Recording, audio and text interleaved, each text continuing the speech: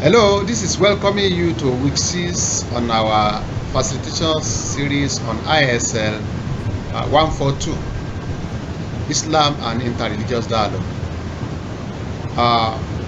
Today, we want to continue from where we stopped the last exercise, and I want to assure you that you will enjoy everything that we are going to discuss in today's program.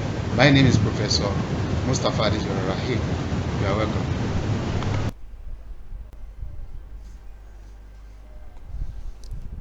Intended learning outcome for today is that you should be able to state the extent of sincerity of the dialogue activists. Then you should be able to identify some kind of diversionary activities in interreligious dialogue. Then again, you should be able to give the meaning of shared values. What do you mean by shared values?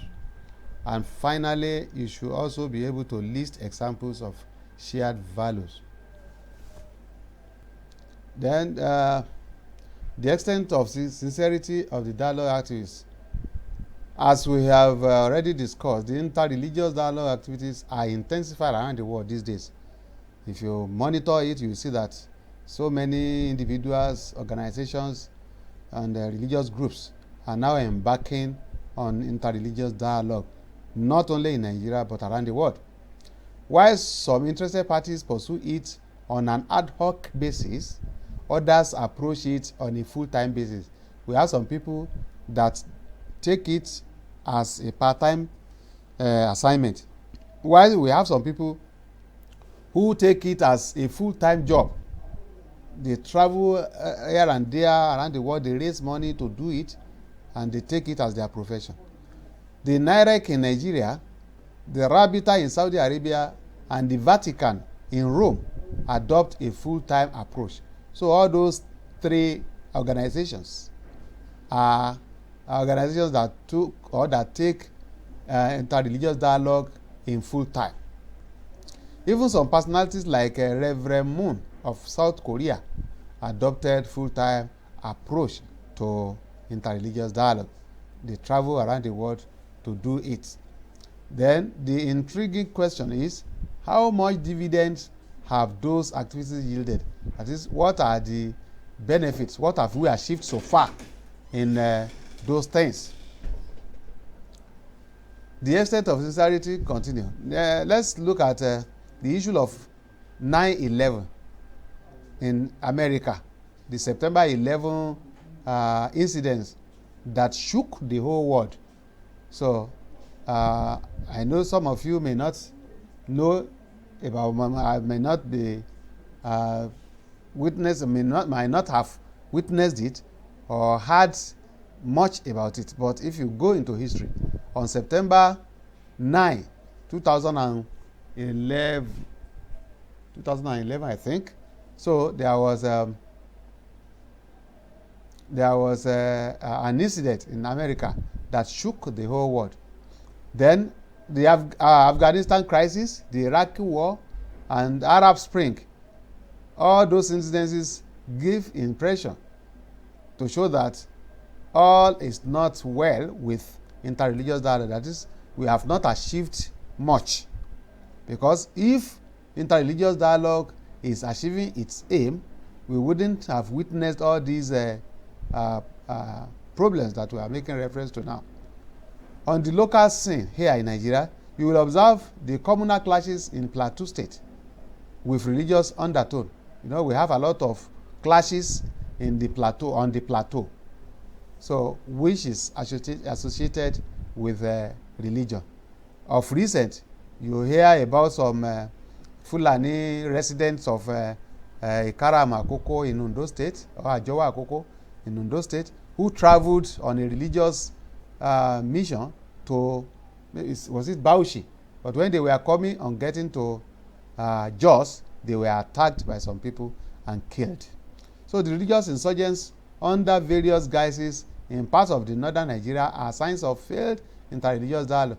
You see what happened between the southern and northern Kaduna people. They always fight, and it has to do with religion. So they fight religious wars here and there. They kill themselves. So if interreligious dialogue has been working as it is ought to work, so we wouldn't have been witnessing all those things. That means that the interreligious dialogue activities is a failed project in Nigeria. What do we blame, or whom do we have to blame? Largely, the success of any endeavor depends on the intention of the actors. So, who are the actors of interreligious dialogue? Are they sincere? Those who engage in interreligious dialogue, are they sincere with what they are doing? That is the question. So, more often than not, you see Muslims and Christians engaging themselves or engaging each other in fierce argument on minute issues, on issues that are not significant at all, that are not all that even necessary. So they will be arguing, they will be fighting each other on just a very minute issue. So these are the issues that do not touch the core of Christian teaching or Christianity or the core of Islam. What they are arguing about is not anything that is so important to even Christianity or Islam. What we term trivialities here, that is things that are very trivial, that are not all that important in this context, are such issues that do not border on the core areas of the two religions. So they are issues that can be amicably settled among themselves. So let's look at shared values.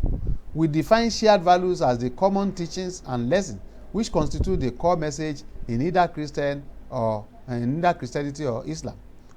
So the prophets are called messengers of God to the extent that they convey a message from God to human beings. All the prophets of God.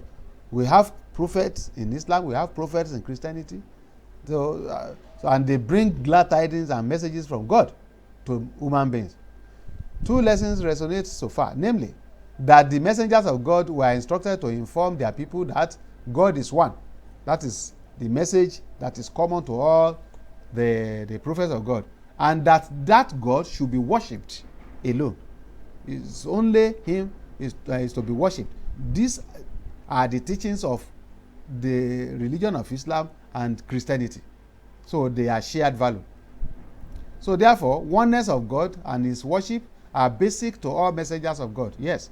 So they are common in the message or in the messages given to all the prophets of God. So it is this kind of thing that we call shared value. That is something that is common among so many religions. So example of shared values are monotheism, that is the preaching of only one God. Then polytheism, which is worshipping many gods. You see, it is condemned in Christianity and it is condemned in Islam. Monotheism is embraced in Islam and is embraced by Christianity. Justice, worship, interest in business transaction, that is to take interest or to have interest in business transaction, is part of the teaching of both religions. That is, Muslims should engage in business transaction, Christians should also engage in. So these are the teachings, they are common teachings of the two religions. So goodness to parents, their humility, vicegerency of God. That is, we are all vicegerents of God on earth. We are all representatives of God on the earth.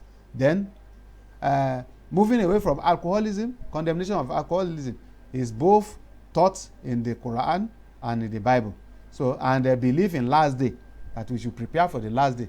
So these are common and they are shared values that are common to both religions. So the significance of shared values.